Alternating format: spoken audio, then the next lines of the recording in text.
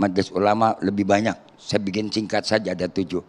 Artinya saya nggak berani mengatakan sesat dulu. Ini penyelewengan, kelebihan. Pertama, mengaku mengarang 500 kitab dengan bahasa Suryani yang kita tidak tahu siapa pentahsisnya. Ya. Yang kedua adalah mengaku dirinya bisa tadi berkomunikasi dengan para malaikat. Sedangkan malaikat itu adalah merupakan ibadun mukramuna la ya'sunallaha ma amaruhum wa yaf'aluna ma yu'marun. Dalam Al-Qur'an Allah jelaskan malaikat adalah merupakan hamba-hamba Allah yang suci yang tidak pernah melakukan maksiat macam-macam dan dia hanya tunduk dengan perintah Allah. Kenapa malaikat diajak komunikasi? Kenapa malaikat bisa disuruh-suruh? Ini kan di luar logika akal nalar. Apa barangkali udah kelebihan pintarnya?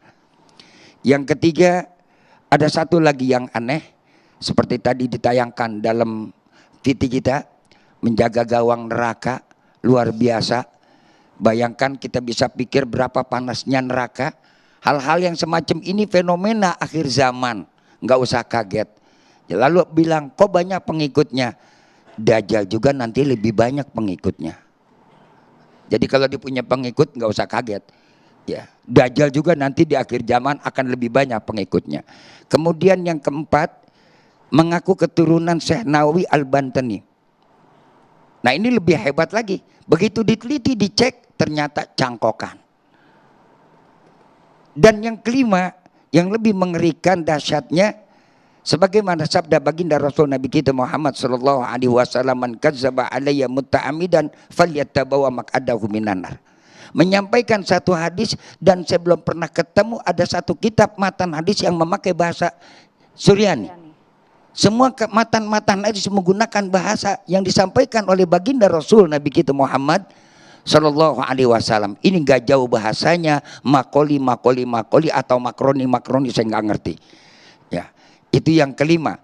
Yang keenam, sebagaimana kita sudah maklumi, memiliki satu kelebihan yang luar biasa, bisa berbicara dengan roh orang yang sudah meninggal dunia, berkomunikasi. Dan itu hanya Allah berikan kepada para nabi dan rasul sebagai mukjizat. Berarti sudah kalau orang sudah seperti ini, sudah menyamakan dirinya sebagai nabi dan rasul. Dan nabi dan rasul pun ketika berbicara mengetahui orang di dalam kubur, kondisinya untuk menjawab tantangan sosial sebagai pesan moral. Sebagai pesan moral.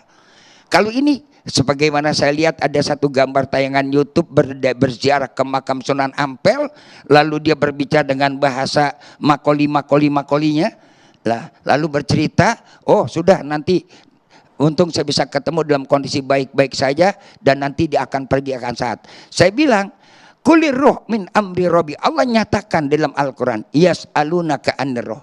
Ketika seorang sahabat bertanya kepada Rasul tentang masalah ruh, dijawab oleh Allah, roh itu adalah urusan Allah. Wa ma utitu minal ilmi illa qalila.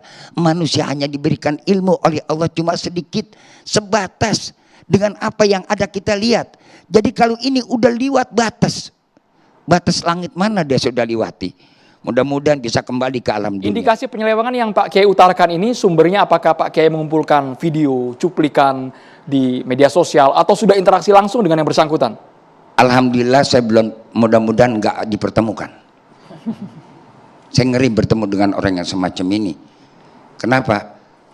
Sesuatu yang ada di luar nalar logika kita, tentu ada sesuatu di balik itu. Lebih baik saya nggak ketemu. Untung aja ada video yang viral. Bertabayun ketemu langsung Pak Kiai. Saya kira nggak perlu tabayun lagi, dia sudah mentabayunkan dirinya. Kalau kita bertabayun bertemu langsung dengan viralnya dia sudah mentabayunkan, mempublikasikan dirinya. Bukan sekedar cuplikan, langsung ada videonya. Kalau barangkali di TikTok anak cuplikan, tapi kalau video kan ada durasi sekian panjang, sekian menit, ada yang 1 jam, ada yang 8, ada yang 36 menit, 46 menit.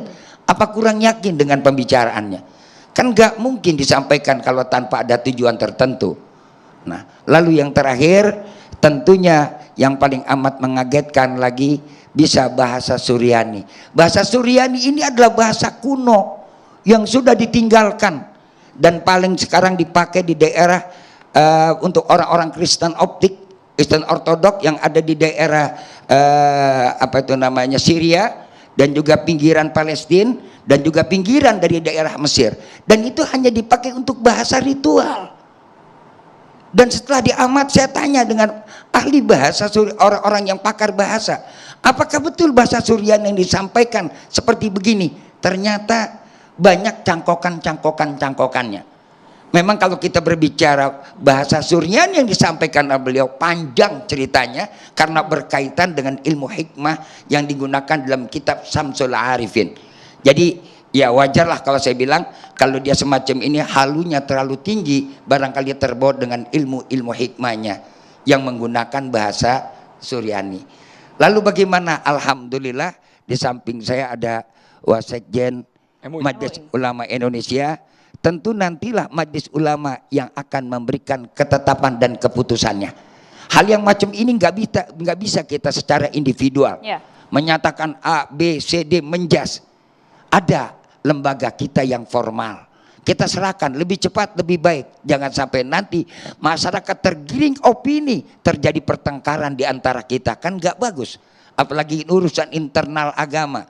Terlebih kita harusnya dalam kondisi semacam ini menjaga kondusivitas masyarakat buat menyongsong hari esok.